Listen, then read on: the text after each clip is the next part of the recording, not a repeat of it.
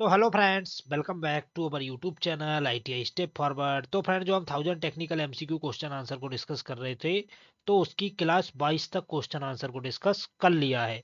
तो ये हमारी क्लास नंबर 23 है। तो इससे पहले अगर आपने बाकी के 22 वीडियोस को नहीं देखा है, तो चैनल की प्ले लिस्ट पर जाकर आप उन वीडियोस को देख सकते हैं। और फ्रेंड्स, अगर आपको वीडियो पसंद आता है तो वीडियो को लाइक करके चैनल को सब्सक्राइब पक्का से कर ले। तो फ्रेंड, जो हमारी पिछली क्लास थी 22, जिसमें हमने आपसे क्वेश्चन नंबर 550 का आंसर कमेंट बॉक्स में कमेंट करने के लिए बोला था, तो एक बार इसको डिस्कस कर लेते हैं। तो 550 नंबर क्वेश्चन हमारा क्या बोल रहा है? बोल रहा है which part is not present in shaper. Shaper में कौन सा पार्ट नहीं होता है?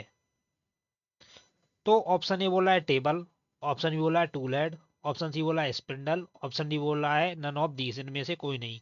तो फ्रेंड, जो हमारा क्वेश्चन नंबर 550 है, इसका करेक्ट आंसर क्या हो जाएगा? जो हमारी सेपर मशीन रहती है उसमें क्या नहीं रहता है हमारा? तो उसमें हमारा स्पिंडल भाग नहीं रहता है। तो 550 का करेक्ट आंसर हो जाएगा ऑप्शन नंबर सी। चलिए आगे बढ़ते हैं नेक्स्ट क्वेश्चन की ओर। क्वेश्चन नंबर 551 क्या बोल रहा है? 551 नंबर क्वेश्चन हमारा बोल रहा है what is the chemical composition for Smith fuel in a forge. Forge में स्मिथ फ्यूल के लिए रासायनिक संघटक क्या होता है? जो हमारा फोर्ज में स्मिथ फ्यूल रहता है, जो हमारी भट्टी वगैरह रहती है, तो जो उसमें स्मिथ फ्यूल रहता है उसका मतलब हमसे केमिकल कंपोजिशन मतलब रासायनिक संघटक पूछ रहा है। तो ऑप्शन ए क्या बोल रहा है? Charcoal with low sulphur content, निम्न सल्फर युक्त चारकोल। ऑप्शन बी क्या बोल रहा है? उच्च सल्फर युक्त चारकोल। ऑप्शन सी बोल रहा है निम्न सल्फर युक्त कोक। ऑप्शन डी बोल रहा है उच्च सल्फर युक्त कोक। तो जो हमारा क्वेश्चन नंबर 551 है, इसका करेक्ट आंसर क्या हो जाएगा? इसका करेक्ट आंसर हो जाएगा ऑप्शन नंबर ए, निम्न सल्फर युक्त चारकोल। जो निम्न सल्फर युक्त चारकोल रहता है वो हमारा फोर्ज में केमिकल कंपोजिशन के रूप में यूज होता है। तो 551 का करेक्ट आंसर हो जाएगा ऑप्शन नंबर ए। चलिए आगे बढ़ते हैं नेक्स्ट क्वेश्चन की। क्वेश्चन नंबर 552 क्या बोल रहा है? 552 नंबर क्वेश्चन बोल रहा है why the melting point of bearing material should be lower than that on the than that of the shaft। क्यों बियरिंग मटेरियल का गलनांक शाफ्ट के गलनांक की तुलना में कम होना चाहिए? जो हमारा बियरिंग मटेरियल का गलनांक रहता है शाफ्ट के गलनांक की तुलना में कम क्यों होना चाहिए? तो ऑप्शन ए क्या बोला है? प्रिवेंट शाफ्ट सीजर, शाफ्ट जब्ती को रोके। ऑप्शन बी बोला है बियरिंग को नुकसान होने से रोकने के लिए। ऑप्शन सी बोला है बियरिंग को कुशलता से चलाने के लिए। ऑप्शन डी बोला है शाफ्ट के थर्मल विस्तार को रोकने के लिए। तो जो हमारा क्वेश्चन नंबर 552 है, इसका करेक्ट आंसर क्या हो जाएगा? इसका करेक्ट आंसर हो जाएगा option number A, prevent shaft seizure, shaft जब्ती को रोके। तो जो हमारा बियरिंग मटेरियल का जो गलनांक रहता है शाफ्ट के गलनांक की तुलना में इसीलिए कम रखा जाता है क्योंकि वह शाफ्ट की जब्ती को रोकता है। तो 552 का करेक्ट आंसर हो जाएगा ऑप्शन नंबर ए। चलिए आगे बढ़ते हैं नेक्स्ट क्वेश्चन की ओर। 553 नंबर क्वेश्चन क्या बोल रहा है? 553 नंबर क्वेश्चन बोल रहा है vernier caliper parts use to measure depth of an object और होल। बर्नियर कैलिपर पार्ट एक वस्तु या होल की गहराई नापने के लिए प्रयुक्त होते हैं। तो ऑप्शन ए क्या बोल रहा है? आउटसाइड लार्ज जा, बड़े जबड़ों के बाहर। ऑप्शन बी क्या बोला है? इनसाइड स्मॉल जा, छोटे जबड़ों के अंदर। ऑप्शन सी बोला है डेप्थ प्रोब। ऑप्शन डी बोला है इनमें से कोई नहीं। तो मैंने जो हमारा क्वेश्चन नंबर 553 है, इसका करेक्ट आंसर क्या हो जाएगा? इसका करेक्ट आंसर हो जाएगा option number C, depth probe. तो जो हमारा बर्नियर कैलिपर रहता है, तो उसमें जो हमारी डेप्थ प्रोब रहती है उसका प्रयोग हम वस्तु या होल की गहराई वगैरह नापने के लिए करते हैं। तो जो क्वेश्चन नंबर 553 है, इसका करेक्ट आंसर हो जाएगा ऑप्शन नंबर सी। चलिए आगे बढ़ते हैं नेक्स्ट क्वेश्चन की ओर। क्वेश्चन नंबर 554 क्या बोल रहा है? 554 नंबर क्वेश्चन बोल रहा है हमारा which alloying metal bearing can work at higher temperature and higher load carrying capacity. उच्च तापमान और उच्च भार वहन क्षमता पर कौन सा वह मिश्र धातु बियरिंग कार्य कर सकता है? मतलब जहां पर उच्च तापमान और हैवी लोड ले जाना है, तो वहां पर हम किस मिश्र धातु बियरिंग का यूज करेंगे? तो ऑप्शन ए बोला है कास्ट आयरन। ऑप्शन बी बोला है व्हाइट मेटल। ऑप्शन सी बोला है copper lead alloy. Option D बोला है कैडमियम बेस्ड एलॉय। तो मैंने जो हमारा क्वेश्चन नंबर 554 है, इसका करेक्ट आंसर क्या हो जाएगा? इसका करेक्ट आंसर हो जाएगा option number D, cadmium based alloy. जहां पर हाई टेम्परेचर और हैवी मतलब लोड ले जाना है, तो वहां पर हम कैडमियम बेस्ड एलॉय बियरिंग का यूज करेंगे। तो 554 का करेक्ट आंसर हो जाएगा ऑप्शन नंबर डी। चलिए आगे बढ़ते हैं नेक्स्ट क्वेश्चन की। क्वेश्चन नंबर 555 क्या बोल रहा है? 555 नंबर क्वेश्चन हमारा बोल रहा है which of the stake is use to make a sharp bends and folding straight edge of sheet metal. निम्न में से कौन सा स्टेक धातु की चादर के अत्यधिक मुड़ा हुआ और लपेटा हुआ सीधा धार बनाने के लिए उपयोग किया जाता है? मतलब कौन सा ऐसा स्टेक है जिसका प्रयोग हम शार्प बैंड्स वगैरह या जो हमारे एज वगैरह रहते हैं उनको फोल्ड करने के लिए करते हैं? तो ऑप्शन ए बोला है हैचेट स्टेक। ऑप्शन बी बोला है round bottom stake. Option C बोला है हॉर्स स्टेक। ऑप्शन डी बोला है प्लानिसिंग स्टेक। तो फ्रेंड जो हमारा क्वेश्चन नंबर 555 है, इसका करेक्ट आंसर क्या हो जाएगा? इसका करेक्ट आंसर हो जाएगा हमारा ऑप्शन नंबर ए। जो हमारा हैचेट स्टेक रहता है, इसका प्रयोग शार्प बैंड बनाने या जो हमारी एजे वगैरह रहती हैं, स्ट्रेट एजे, उन्हें फोल्ड वगैरह करने के लिए किया जाता है। तो 555 का करेक्ट आंसर हो जाएगा option number A, hatchet stake. चलिए आगे बढ़ते हैं नेक्स्ट क्वेश्चन की ओर। क्वेश्चन नंबर 556 क्या बोल रहा है? 556 नंबर क्वेश्चन बोल रहा है, name the rivet for avoiding the projection on the surface of the rivet joint. Riveted जोड़ के सतह पर ऊंचाई को समतल करने के लिए रिवेट का नाम बताइए। ऑप्शन ए बोला है pan head rivet, option D बोला है flat head rivet, option C बोला है snap head rivet, option D बोला है काउंटर संख्या हेड रिवेट। तो फ्रेंड्स मतलब कौन सी हमारी ऐसी मतलब रिवेट है जिसका प्रयोग जो हमारी सरफेस रहती है उसकी सरफेस से मतलब समतल रहे, मतलब वहां पर ऊंचाई से ना, मतलब ऊंचाई पर बिल्कुल समतल रहे, तो वहां पर हमारी कौन सी रिवेट का यूज किया जाता है? तो वहां पर हमारी काउंटर संख्या डिबेट का यूज किया जाता है। तो जो हमारा क्वेश्चन नंबर 556 है, इसका करेक्ट आंसर क्या हो जाएगा? Option number D. चलिए आगे बढ़ते हैं नेक्स्ट क्वेश्चन की ओर। क्वेश्चन नंबर 557 क्या बोल रहा है? 557 नंबर क्वेश्चन हमारा बोल रहा है, which metal is used in electroplating to the metal surface to resist corrosion for long period and to retain high polish. लंबे समय तक जंग ना लगने देना और उच्च पॉलिश बनाए रखने के लिए धातु की सतह की इलेक्ट्रोप्लेटिंग में किस धातु का उपयोग किया जाता है? मतलब लंबे समय तक हमारा कोई भी पार्ट है उस पर जंग ना लगने देना और उच्च पॉलिश को बनाए रखने के लिए हम धातु की जो सतह रहती है उस पर कौन सी इलेक्ट्रोप्लेटिंग करेंगे? तो इलेक्ट्रोप्लेटिंग के लिए हम किस धातु का यूज करेंगे? तो ऑप्शन ए बोला है लेड, ऑप्शन डी बोला है निकल, ऑप्शन सी बोला है क्रोमियम, ऑप्शन डी बोला है एल्यूमिनियम।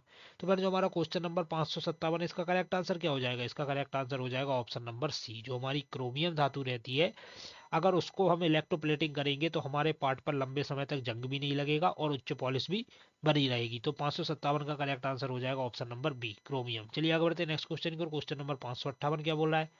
558 नंबर क्वेश्चन बोल रहा है, which metal protects corrosion resistant and does not crack और peel off due to temperature variation on coating. कौन सी धातु संक्षारण प्रतिरोधी की रक्षा करती है और कोटिंग पर तापमान भिन्नता के कारण दरार या छिलता नहीं है? तो ऑप्शन ए बोला है जिंक, ऑप्शन डी बोला है निकल, ऑप्शन सी बोला है कॉपर, ऑप्शन डी बोला है क्रोमियम। मतलब कौन सी हमारी जो मतलब संक्षारण प्रतिरोधी की रक्षा करती है और तापमान भिन्नता के कारण दरार नहीं पड़ती है, तो वो हमारी कौन सी धातु है? तो ऑप्शन हमने इसके पढ़ ही लिए हैं, तो इसका करेक्ट आंसर क्या हो जाएगा 558 का? इसका करेक्ट आंसर हो जाएगा ऑप्शन नंबर ए। जो हमारी जिंक धातु रहती है तो उसमें क्या रहता है, संक्षारण प्रतिरोधी तो ये रहती है, मतलब संक्षारण से मतलब जंग वगैरह से रक्षा करती है, और तापमान में मतलब तापमान बदलने पर इसकी जो एक मतलब भिन्नता रहती है या दरार वगैरह रहती है तो वो छिलता नहीं है। तो 558 का करेक्ट आंसर हो जाएगा ऑप्शन नंबर ए। चलिए आगे बढ़ते हैं नेक्स्ट क्वेश्चन की ओर। क्वेश्चन नंबर 559 क्या बोला है? 559 नंबर क्वेश्चन बोल रहा है, while making riveted joints few common defects will occur like bending of rivet. What is the reason for this defect? जब रिवेट जोड़क बनाया जाता है तो कुछ साधारण त्रुटि पाई जाती है, जैसे रिवेट का मुड़ना इसका कारण है। मतलब जब हम रिवेटेड जॉइंट बनाते हैं तो वहां पर क्या रहता है, हमारी रिवेट मुड़ जाती है, तो उसका क्या कारण है? ऑप्शन ए क्या बोल रहा है, होल टू लार्ज, छिद्र का अधिक लंबा होना। ऑप्शन बी क्या बोल रहा है, छिद्र में क्लॉक जल जाना। ऑप्शन सी बोल रहा है रिवेट की लंबाई अधिक होना। ऑप्शन डी बोल रहा है जब रिवेट किया जा रहा हो तो अत्यधिक बल का प्रयोग करना। तो जो हमारा क्वेश्चन नंबर 559 है, इसका करेक्ट आंसर हो जाएगा option number C, option number A, hole too large, छिद्र अधिक लंबा होना। अगर होल हमारा अधिक लंबा होगा तो जो हमारी रिवेट रहेगी वो रिवेटिंग करते समय मुड़ जाएगी। तो 559 का करेक्ट आंसर हो जाएगा ऑप्शन नंबर ए। चलिए आगे बढ़ते हैं नेक्स्ट क्वेश्चन की ओर। क्वेश्चन नंबर 560 क्या बोल रहा है? 560 नंबर क्वेश्चन बोल रहा है हमारा, which corrosion resistant metal is used in chemical plant and food processing. रासायनिक संयंत्र और खाद्य प्रोसेसिंग में किस संक्षारण प्रतिरोधी धातु का उपयोग किया जाता है? मतलब जो हमारे रासायनिक संयंत्र रहते हैं और जो हमारा फूड प्रोसेसिंग रहता है तो वहां पर हम किस धातु की सीट का यूज करते हैं? तो ऑप्शन ए बोला है लेड, ऑप्शन डी बोला है कॉपर, ऑप्शन सी बोला है एल्यूमिनियम, ऑप्शन डी बोला है स्टेनलेस स्टील। तो फ्रेंड जब भी हमारा chemical plant and food processing की बात आती है तो वहां पर हम स्टेनलेस स्टील सीट का यूज करते हैं। तो 560 का करेक्ट आंसर हो जाएगा ऑप्शन नंबर डी। चलिए आगे बढ़ते हैं नेक्स्ट क्वेश्चन की ओर। क्वेश्चन नंबर 561 क्या बोल रहा है? 561 नंबर क्वेश्चन हमारा बोल रहा है, name the forging operation where the length of a piece of metal is reduced and its cross sectional area is increased. Forging प्रचालन का नाम बताइए जहां धातु के टुकड़े की लंबाई को कम किया जाता है और इसके क्रॉस सेक्शन को बढ़ाया जाता है। तो ऑप्शन ए बोला है अपसेटिंग, ऑप्शन डी बोला है ड्राइंग आउट, ऑप्शन सी बोला है बोल्स्टर, ऑप्शन डी बोला है ड्रिफ्ट। तो फ्रेंड जो हमारा फोर्जिंग ऑपरेशन रहता है जिसमें हमारा क्या रहता है, मतलब जो हमारा जॉब रहता है उसकी लंबाई को कम किया जाता है और उसके क्रॉस सेक्शन एरिया को बढ़ाया जाता है, तो वो हमारी कौन सी प्रक्रिया रहती है? तो इसका करेक्ट आंसर हो जाएगा ऑप्शन नंबर ए, उसे बोलते हैं हम अपसेटिंग। अपसेटिंग हमारा कौन सा ऑपरेशन रहता है जिसमें हमारे जॉब की लंबाई को कम करके उसके क्रॉस सेक्शन को बढ़ाते हैं? तो 561 का करेक्ट आंसर हो जाएगा ऑप्शन नंबर ए। चलिए आगे बढ़ते हैं नेक्स्ट क्वेश्चन की ओर। क्वेश्चन नंबर 562 क्या बोल रहा है? 562 नंबर क्वेश्चन हमारा बोल रहा है, what is the purpose of thrust ball bearing? Thrust ball bearing का उद्देश्य क्या है? जो हमारा थ्रस्ट बॉल बियरिंग रहता है उसका उद्देश्य क्या है? तो ऑप्शन ए बोला एक्सियल लोड, अक्षीय भार। ऑप्शन डी बोला रेडियल लोड। ऑप्शन सी बोला एक्सियल थ्रस्ट लोड, अक्षीय थ्रस्ट लोड। ऑप्शन डी बोला वर्टिकल थ्रस्ट लोड। तो फिर जो हमारा क्वेश्चन नंबर 562 है इसका करेक्ट आंसर क्या हो जाएगा? जो हमारा थ्रस्ट बॉल बियरिंग रहता है उसका उद्देश्य क्या रहता है? तो जो क्वेश्चन नंबर 562 है इसका करेक्ट आंसर हो जाएगा option number D, vertical thrust load. तो जो हमारा थ्रस्ट वाली इयरिंग रहता है इसका प्रयोग वर्टिकल थ्रस्ट लोड लेने के लिए किया जाता है। चलिए आगे बढ़ते हैं नेक्स्ट क्वेश्चन को। क्वेश्चन नंबर 563 क्या बोल रहा है? 563 नंबर क्वेश्चन बोल रहा है हमारा, which bearing material is used in connecting rod and electrical motor? Connecting rod और इलेक्ट्रिकल मोटर्स में कौन सी बियरिंग सामग्री का उपयोग किया जाता है? जो हमारी कनेक्टिंग रॉड या इलेक्ट्रिकल मोटर्स वगैरह रहती हैं तो उसमें हम किस बियरिंग सामग्री का यूज करेंगे? तो ऑप्शन ए बोला है व्हाइट मेटल। ऑप्शन बी बोला है सिंथेट एलॉय। ऑप्शन सी बोला है एल्यूमिनियम एलॉय। ऑप्शन डी बोला है कॉपर लेड एलॉय। तो फिर जो हमारा कनेक्टिंग रॉड और इलेक्ट्रिकल मोटर्स रहती हैं तो 563 नंबर क्वेश्चन का करेक्ट आंसर क्या हो जाएगा? Option number D, copper lead alloy. तो कनेक्टिंग रॉड इलेक्ट्रिकल मोटर्स पर हम कौन सी बियरिंग सामग्री का यूज करेंगे? तो वहां पर हम कॉपर लेड एलॉय का यूज करेंगे। चलिए आगे बढ़ते हैं नेक्स्ट क्वेश्चन की ओर। क्वेश्चन नंबर 564 क्या बोल रहा है? 564 नंबर क्वेश्चन हमारा बोल रहा है, what is the operation of a metal coated with other metal to obtain protecting surface? रक्षात्मक सतह प्राप्त करने के लिए अन्य धातु के साथ लेपित धातु के संचालन क्या है? ऑप्शन ए बोला है क्लैडिंग। ऑप्शन डी बोला है गैल्वेनाइजिंग। ऑप्शन सी बोला है सीमेंटेशन। ऑप्शन डी बोला है इलेक्ट्रोप्लेटिंग। तो जब भी हमें मतलब रक्षात्मक सतह मतलब प्रोटेक्टिंग सरफेस बनानी है तो वहां पर हम किस कोटिंग का यूज करेंगे? तो जो हमारा क्वेश्चन नंबर 564 है इसका करेक्ट आंसर हो जाएगा ऑप्शन नंबर डी, इलेक्ट्रोप्लेटिंग। जो हमारी इलेक्ट्रोप्लेटिंग प्रोसेस रहती है इसमें क्या रहता है, हमारा सरफेस को हम मतलब प्रोटेक्टिंग जंग वगैरह से परमानेंटली बचा सकते हैं। तो 564 का करेक्ट आंसर हो जाएगा ऑप्शन नंबर डी। चलिए आगे बढ़ते हैं नेक्स्ट क्वेश्चन की ओर। क्वेश्चन नंबर 565 क्या बोल रहा है? 565 नंबर क्वेश्चन बोल रहा है, the type of brush use to remove coarse rust in a sheet metal before painting is? Painting से पूर्व चादरों से रुक्ष जंग को अलग करने के लिए प्रयुक्त ब्रश के प्रकार को बताएं। तो ऑप्शन ए बोला है वुडन ब्रश। ऑप्शन डी बोला है नायलॉन ब्रश। ऑप्शन सी बोला है वायर ब्रश। ऑप्शन डी बोला है पेंटिंग ब्रश। तो जो हमारा क्वेश्चन नंबर 565 है इसका करेक्ट आंसर क्या हो जाएगा? मतलब जब हमें पेंटिंग वगैरह करनी है, मतलब किसी जॉब पर हमें जंग वगैरह से बचाना है, तो पेंटिंग करने से पूर्व जो चादरें वगैरह रहती है तो उससे जो जंग वगैरह हटाते हैं तो उसको हटाने के लिए किसका यूज किया जाता है? तो उसे हटाने के लिए वायर ब्रश का यूज किया जाता है। तो जो हमारा क्वेश्चन नंबर 565 है इसका करेक्ट आंसर हो जाएगा ऑप्शन नंबर सी। चलिए आगे बढ़ते हैं नेक्स्ट क्वेश्चन की। क्वेश्चन नंबर 566 क्या बोल रहा है?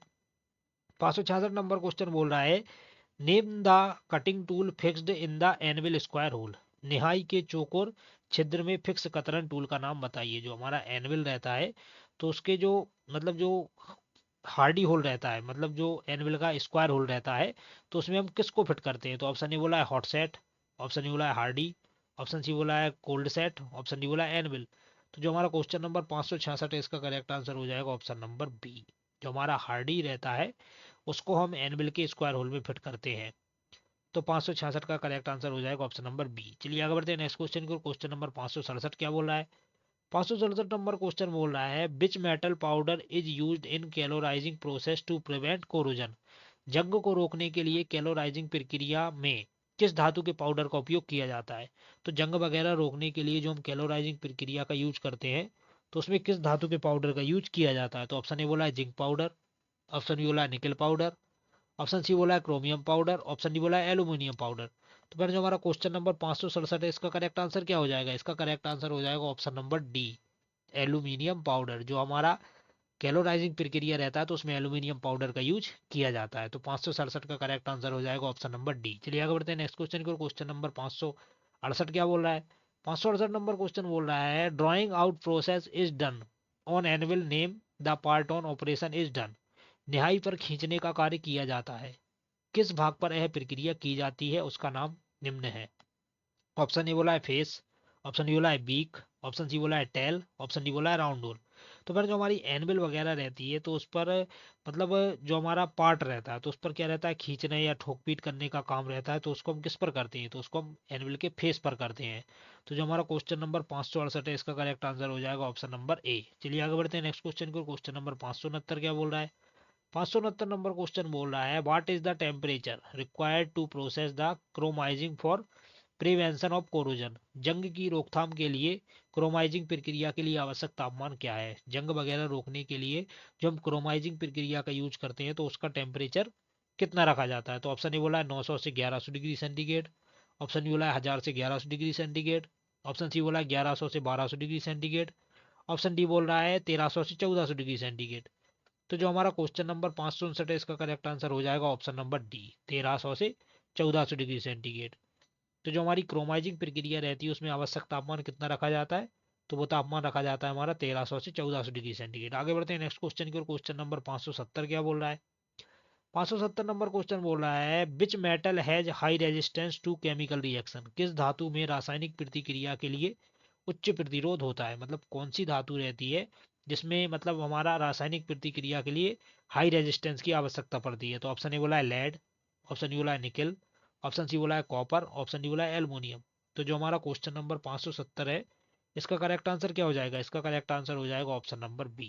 जो हमारी निकल धातु रहती है उसमें रासायनिक प्रतिक्रिया के लिए हाई रेजिस्टेंस होता है। आगे बढ़ते हैं नेक्स्ट क्वेश्चन की ओर। क्वेश्चन नंबर 571 क्या बोल रहा है? 571 नंबर क्वेश्चन बोल रहा है, to obtain better gripping surface the following operation is required. बेहतर पकड़ का सतह प्राप्त करने के लिए इनमें से कौन सा कार्य आवश्यक है? तो ऑप्शन ए बोला है अंडरकट, ऑप्शन बी बोला है नर्लिंग, ऑप्शन सी बोला है रीमिंग, ऑप्शन डी बोला है फॉर्मिंग। तो फिर जो हमारा मतलब कोई भी जॉब रहता है तो उस पर मतलब बेहतर पकड़, मतलब जब हम उसे अच्छे से पकड़ पाते हैं तो वो हमारा कौन सा ऑपरेशन कहलाता है जिसके द्वारा हम किसी भी जॉब को सही तरीके से पकड़ सकते हैं? तो वो हमारा नलिंग ऑपरेशन कहलाता है। तो 571 का करेक्ट आंसर हो जाएगा ऑप्शन नंबर बी। आगे बढ़ते हैं नेक्स्ट क्वेश्चन की ओर। 572 नंबर क्वेश्चन क्या बोल रहा है? 572 नंबर क्वेश्चन बोल रहा है, taper turning attachment is use to cut. Taper turning attachment खाली स्थान को काटने के लिए प्रयोग किया जाता है।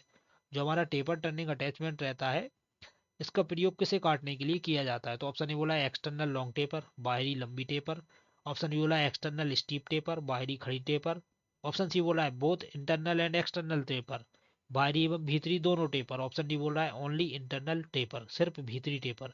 तो जो हमारा क्वेश्चन नंबर 572 है, इसका करेक्ट आंसर क्या हो जाएगा? इसका करेक्ट आंसर हो जाएगा option number C, both internal and external taper, मतलब बाहरी एवं भीतरी दोनों प्रकार के टेपर टेपर टर्निंग अटैचमेंट द्वारा काट सकते हैं। तो 572 का करेक्ट आंसर हो जाएगा ऑप्शन नंबर सी। आगे बढ़ते हैं नेक्स्ट क्वेश्चन की ओर। क्वेश्चन नंबर 573 क्या बोल रहा है? 573 नंबर क्वेश्चन बोल रहा है, which inside dimension is not possible to measure by the inside micrometer. आंतरिक माइक्रोमीटर से कौन सा आंतरिक मापन नहीं किया जा सकता है? तो ऑप्शन ए बोला है 10.45, ऑप्शन डी बोला है 26.35, ऑप्शन सी बोला है 76.20, ऑप्शन डी बोला है 110.55। तो फ्रेंड्स आप सभी को पता होगा जो हमारा इनसाइड माइक्रोमीटर रहता है वो दो सेट में पाया जाता है। पहला सेट रहता है 25 से 50 mm, दूसरा सेट रहता है 50 से 150 mm। तो जो आंतरिक माइक्रोमीटर का पहला सेट है वो 25 से 50 mm तक है, तो उसमें हम 26 mm माप सकते हैं, 76 mm भी माप सकते हैं, 110 भी माप सकते हैं, क्योंकि ये 50 से 150 mm तक पाया जाता है। लेकिन जो हमारा इनसाइड माइक्रोमीटर रहता है उससे हम 10.45 mm तक की माप को नहीं माप सकते हैं। इसके लिए हम किसका यूज करते हैं? इसके लिए हम स्मॉल इनसाइड माइक्रोमीटर का यूज करते हैं। तो 573 का करेक्ट आंसर हो जाएगा ऑप्शन नंबर ए। आगे बढ़ते हैं नेक्स्ट क्वेश्चन की ओर। क्वेश्चन नंबर 574 क्या बोल रहा है? 574 नंबर क्वेश्चन बोल रहा है, which one of the following hammer is in heavy forging work. निम्न में से किस हथौड़े को भारी पिटवा कार्य में प्रयोग किया जाता है? मतलब कौन सा हमारा हैमर है जिसका प्रयोग हम भारी पिटवा कार्य में करते हैं? तो ऑप्शन ए बोला है ball peen hammer, option B बोला है cross peen hammer, option C बोल रहा है हमारा straight peen hammer, option D बोला है स्लेज हैमर। तो फ्रेंड्स आप सभी को पता होगा जब भी हम भारी पिटवा कार्य करते हैं तो वहां पर हम किसका यूज करते हैं? स्लेज हैमर का यूज करते हैं। तो 574 का करेक्ट आंसर हो जाएगा ऑप्शन नंबर डी। चलिए आगे बढ़ते हैं नेक्स्ट क्वेश्चन को, जो कि हमारी वीडियो का लास्ट क्वेश्चन है और इसका आंसर आपको कमेंट बॉक्स में कमेंट करके पक्का से बताना है। तो क्या बोला है, after thread cutting the next operation is. चूड़ी काटने के बाद अगला कार्य क्या है? तो ऑप्शन ए बोला है ड्रिलिंग, ऑप्शन बी बोला है चेम्बरिंग, ऑप्शन सी बोला है फाइलिंग, ऑप्शन डी बोला है फेसिंग। तो फिर इसका आंसर आपको कमेंट बॉक्स में पक्का से कमेंट करके बताना है। तो मिलते हैं इसके नेक्स्ट पार्ट में, तब तक के लिए बाय बाय।